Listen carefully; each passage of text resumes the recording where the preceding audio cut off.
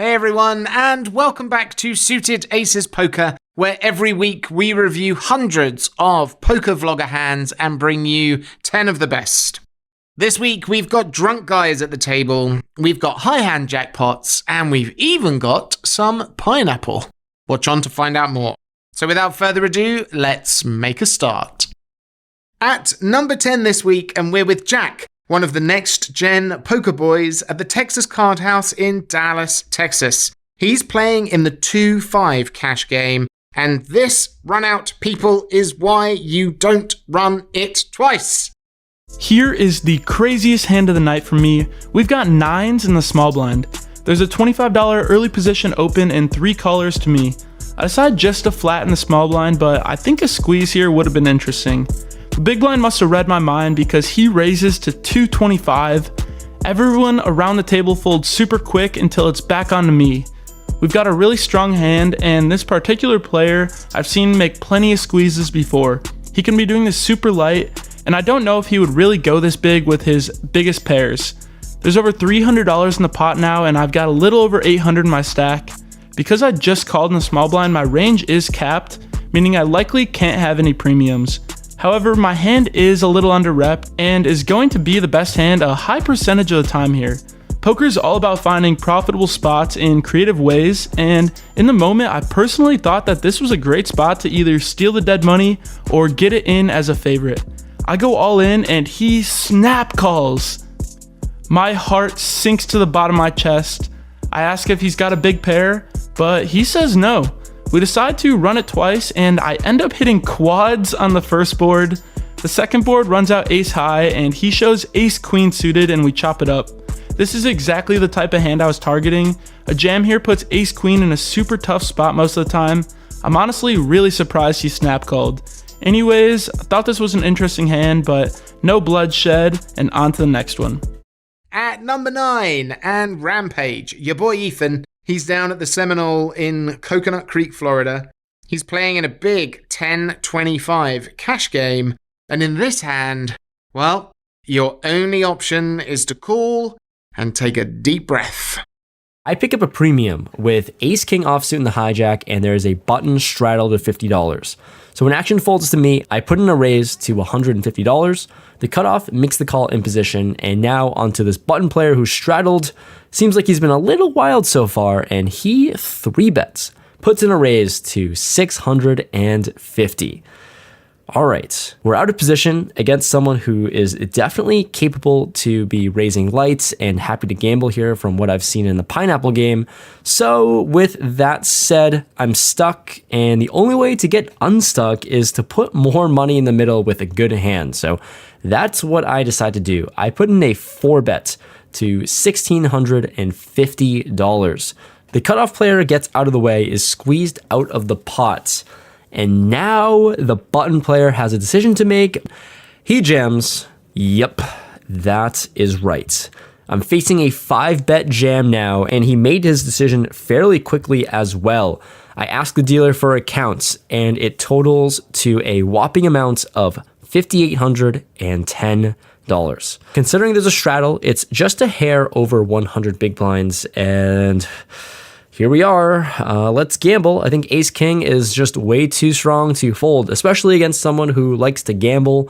I'm praying that we're flipping, and if he has aces or kings, then so be it. It's going to be max pain for us. I close my eyes and make the call. Almost a $12,000 pot in the middle. We're going to see 5 cards, praying that ace king can win here.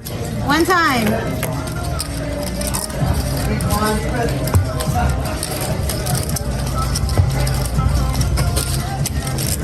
The runout comes pretty decent for us, and I show my ace-king offsuits, and we win against ace-jack.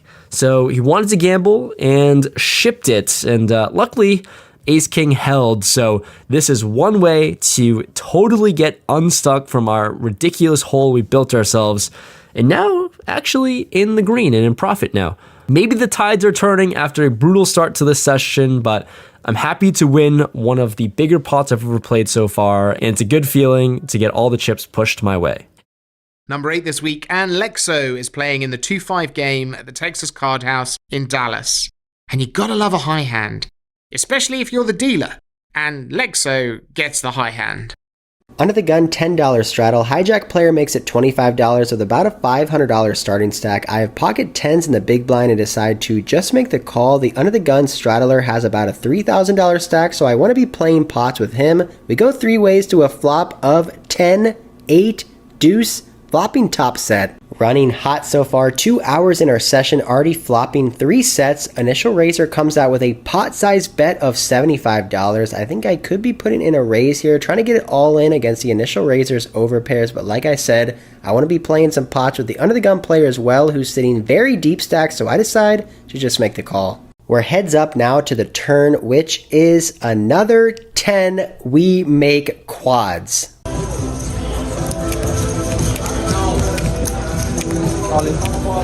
Call. Oh my goodness. God. Are you kidding me? That's making a vlog. Wait. Oh my. Alright, now you can go. William, your food's at the podium. Will. Oh my God. I got busted. Oh man, there's high hands? Well, you get 200, I think, because it rolled over.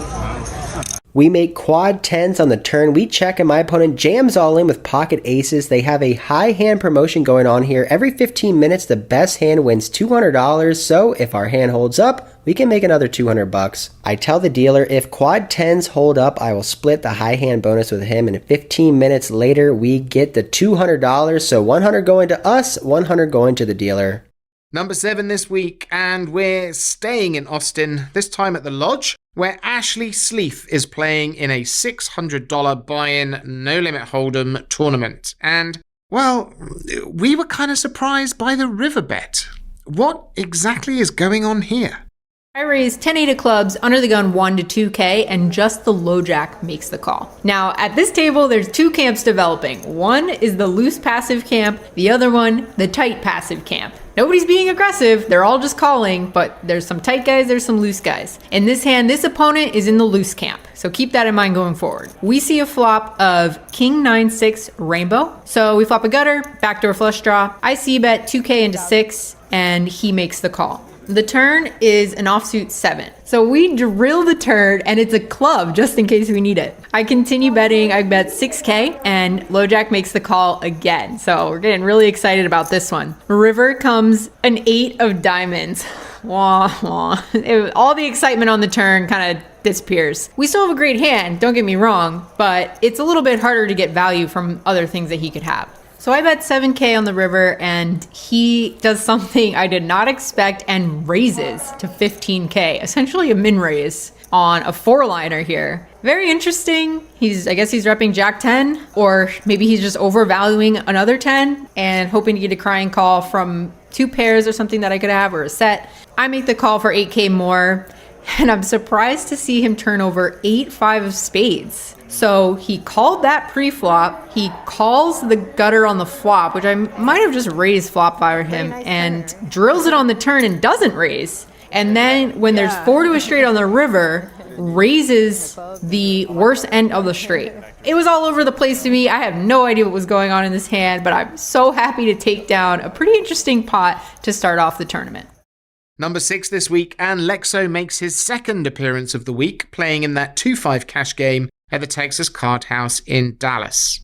And here he is, getting lucky twice in a row.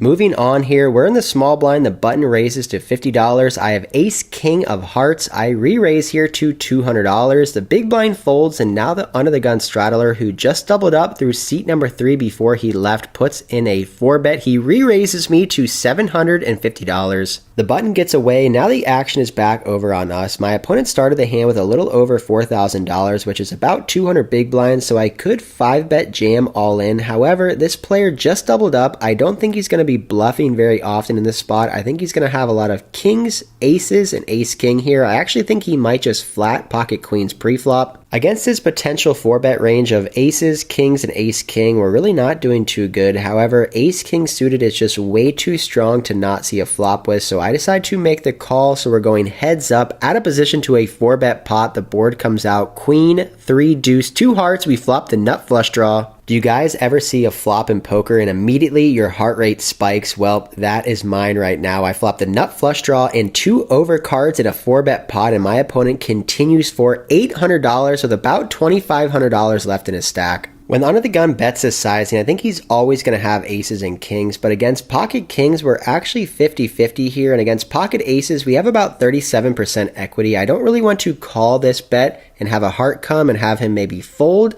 I want to see all 5 cards here, so I think for a little bit of time and decide to rip it all in. I go all in for around $5,000. I was expecting under the gun to make the snap call, so when he goes into the tank, I think it's possible he has pocket jacks here, and maybe we can get him to fold, or maybe he has ace king as well, and we can get him off a chop. He thinks for a while, a little over 30 seconds, but eventually decides to put in the call, so over $8,000 are in the middle now. We're going to run the board out twice. I highly doubt we are ahead here, so we're going to need some help. We're going to need to see a heart on the turn or the river. I have a flush. Wow. He's unbelievable. Sick. Just like we expected pre-flop, my opponent was extremely strong. He had pocket aces, a pretty big cooler, ace king suited versus pocket aces. We flopped the nut flush draw. We get it all in with about 37% equity, and we hit the flush 2 times to make the nuts on both runouts to win over an $8,000 pot. Number 5 this week, and Pokerface Ash is playing in a 3-5 game at the Talking Stick Resort right here in Scottsdale, Arizona. And I know you have your own collection of drunk guy at the table stories. So in this hand, I get the pleasure of playing with both of the craziest people at the table. So the loose crazy guy who likes to bluff, he limps under the gun. He will play any 2 cards, I've learned at this point. Folds to the button, who is the drunk guy who's in for a ton of money. He raises to $18. I look down at 5-4 of hearts in the big blind, and I know I said I was going to play discipline and not play negative EV hands. However, when you have a drunk guy willing to give away free money at the table, I definitely want to get in the mix, see if I can flop a strong hand, or even a pair, because this guy will go crazy and bluff hundreds of dollars with absolute air. So if you get a pair against him, you gotta buckle up and call him down. The under the gun limper calls, he's been limp calling pretty much everything pre-flop, so we head to a flop 3 ways of queen, 6, deuce with 2 clubs. This flop definitely doesn't look great for me, however, we do flop a gut shot. So you're telling me there's a chance? I check, under the gun player checks, and surprisingly, the drunk guy on the button checks as well, so we're heading to a turn card, which I absolutely bank. It is the 3 of diamonds. Yeah! So now we have the nut straight, a very sneaky straight. Now I definitely need to start betting. There's no need to slow play because these players are very colly, so it's definitely in my benefit to start putting money in the pot because I have the nuts. So I start with a bet of $25. The original limper calls and the button folds, so we're going heads up to a river card, which is the 10 of clubs. And it does bring in the flush. I think for a bit on this actually, I can either bet and then fold to a big raise, or I can check. And this particular player I had watched so many times, whenever he was checked to in position, he would bet whether he had it or not, and he was not afraid to bluff. So here on this board, if I check, it's very unlikely that I have a flush, as I would continue betting if I made a flush on this river card. So if I check, it'll definitely look like I'm capped and don't have a very strong hand. And if he does have a good hand, maybe like a queen, he's gonna bet all of his queens, he's gonna bet all of his 2 pairs, and he's gonna bet all of his nothing. So I thought about it for a while and then decided on a check. Sure enough, as soon as I check, he starts thinking and he looks like he wants to put a bet together, and he decides on a bet of $115. I don't think I should raise here because I probably am only getting called by better, so I decide on a call. And he flips over 7-3 for just a pair of 3s, so I definitely think we induced him to make a mistake and bet. I had seen him do this so many times. If I bet the river, he's most certainly folding, so I think we made the maximum there. Number 4 this week, and your boy Ethan, Rampage Poker. We're back with him at the Seminole in that 5-10 cash game down there in Coconut Creek, Florida. And wait, is that 3 hole cards? Upon sitting down at this 5-10 game here at Coconut Creek, oh my god, as you can see, I am dealt 3 cards. It turns out that this 5-10 hold'em game has turned into a 5-10 pineapple game. Okay, let's explain what's going on here because this is what the players told me. Everyone gets dealt 3 cards. You play 3 cards until you see the flop, and there's a round of betting pre-flop, round of betting on the flop, similar to Hold'em, but right before the turn gets dealt, whoever players are still in, you have to discard one of the 3 cards, and then you play like normal Hold'em from there. So it seems like it is a hybrid between PLO and Hold'em, and this is going to be wild, as this is the first time I've ever played this crazy pineapple game. So there's a lot of gamble, it seems, and it's a cool hybrid. Going to be testing it out for the first time, and let's just see what happens. In this first hand, I pick up 10, 5, 6, 2 clubs. There's a $25 under the gun straddle, so this game is playing pretty big for the first time ever playing this game. Anyways, I tried to double straddle here because I'm here to gamble, but it's a blind raise to $50, 3 players, limp of 50, and we're going 4 ways to a flop of ace, king, king, 2 clubs. Action checks around, and I decide to discard my 6 with the flush draw, so I'm going with the 10-5 of clubs. We're off to a turn now. Multi-way still. The turn comes the 4 of clubs. So we bank it with the flush. The player to my right bets out $50, and with a pretty small and marginal flush, I'm happy to just make the call. Action folds around, and we're heads up to a river, which is a 7. It's a brick card, and he checks it over to me now, and I guess I'm just going to fire out a large bet, I guess. I've got a flush, and hopefully he's got something good enough to call. I bet out $225, and for this price, he folds. So we're going to scoop out my very first pineapple pot. Feeling good to scoop the first pot, and let's see how the session goes moving forward. Number 3 this week, and we are sticking with Rampage with Ethan at the Seminole in Coconut Creek, Florida. Now that we all understand how pineapple works, let's see how it also can play. The following pineapple craziness happens where we pick up 10, 8, 8 in the low jack. There's a button $25 straddle, and the big blind opens up the action by raising to $85. The player to my right makes the call, and in Hold'em here with pocket 8s, it's gonna be a call, so let's go set mining. I'm not sure, but I make the call for 85, and we get the cutoff and button to call as well, so this is a very fun multi-way pot. Let's go to a flop, which comes Queen 9, 6 rainbow. Well, action is gonna go check, check, check, check, check, check. Everyone checks around, and I have a decision now to either discard a 10 or 8. And the more I think about it, I think the right play is to sacrifice my pair of 8s and go with the 10-8 here. It's a weird spot, but 10-8 has a double gut shot straight draw. Any 7 or jack makes a straight, so I keep the 8 of hearts just in case I see backdoor hearts. I'm not sure. But we're off to a turn, which comes a board pairing 9. So with 10-8 here, straight draw on a paired board, not ideal, especially multi-way, and when action checks to the cutoff player, who bets out $300. Pretty large bet. The player to my right makes the call, and I guess I'm folding. I do have a 2-way straight draw, but like I said, it's a paired board, so gonna be a little bit more cautious with that scenario. I let it go, everyone else folds, and we get to hypothetically sweat out a river, which comes a 7. Shit, we would have binked the straight here, and to my surprise, action goes check, check. Seems like I would have won a big pot as cutoff has ace queen, but nope, the player to my right has pocket 9s for quads. Wow, crazy situation here, and I guess I'm really happy I folded on the turn and got away from it, as obviously we're drawing dead to quads, and there we go. Nice hand to the player to my right. Quads is gonna take this one down for sure. Number 2 for week 8, and we are with Brantzen. He's playing at the Gardens Casino in California. It's a 5-5 game, and there's no need to feel embarrassed, Brantzen. We have all found ourselves in spots just like this. Okay, so here is the hand that I am super embarrassed about, so hang with me here. I have pocket aces again in the button.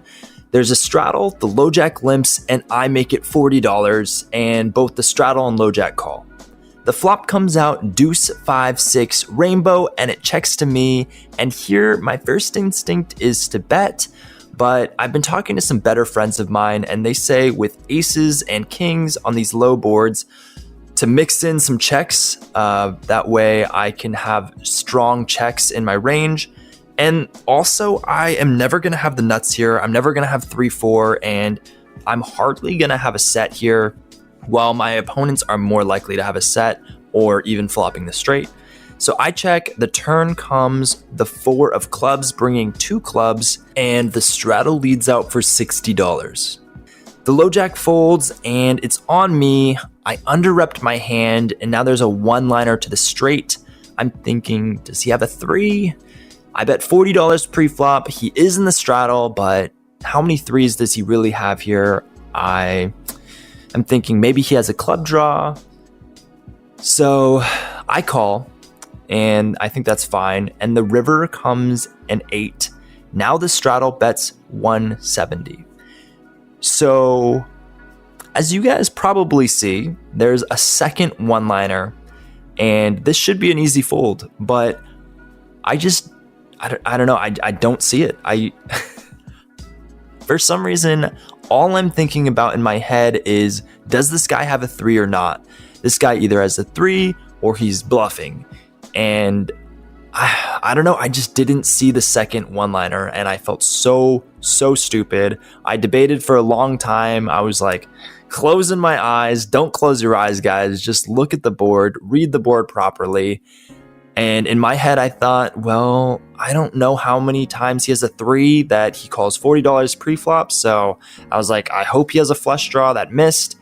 And I decide to call, and he shows 7-10 offsuit.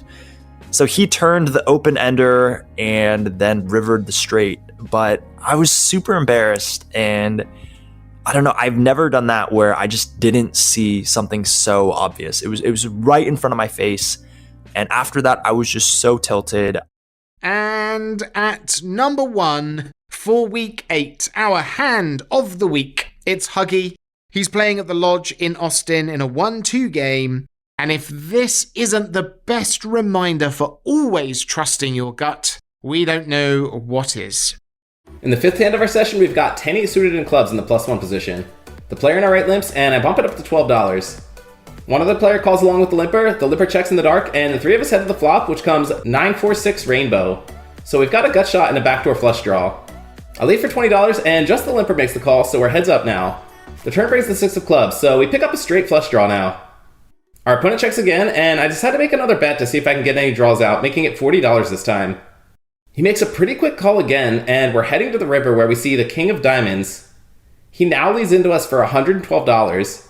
This bet doesn't make a lot of sense to me. I suppose he could have a 6, but I feel like he would have bet or raised on the turn to protect against draws.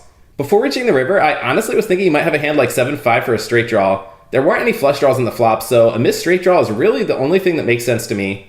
On top of that, this is clearly his last hand before the big blind reaches him, as he's got all his chips in his rack, and it feels like he's trying to back himself out of a hole and protect his winnings at this point. In my head, I'm thinking, if I wasn't recording for the vlog, I'd make a hero call with 10 high against what feels like 7 high. But mainly because I'm recording, I feel like I'm just going to look like an idiot in the vlog when I call and get shown the nuts or something, and have to put that in the vlog. So I end up going against my instincts and laying it down. I feel like you might be bluffing. You got 5-7. No. 7-8. All right. I almost called. My instincts were right. I really wish I had made that call. I guess the old adage is true. It really is best just to trust your gut. Okay, folks, that's it for this week. As always, thank you for watching. We hope you enjoyed it. If you did, let us know in the comments. Don't forget to like and subscribe. It really helps out the channel a bunch. And until next week, good luck at the felt.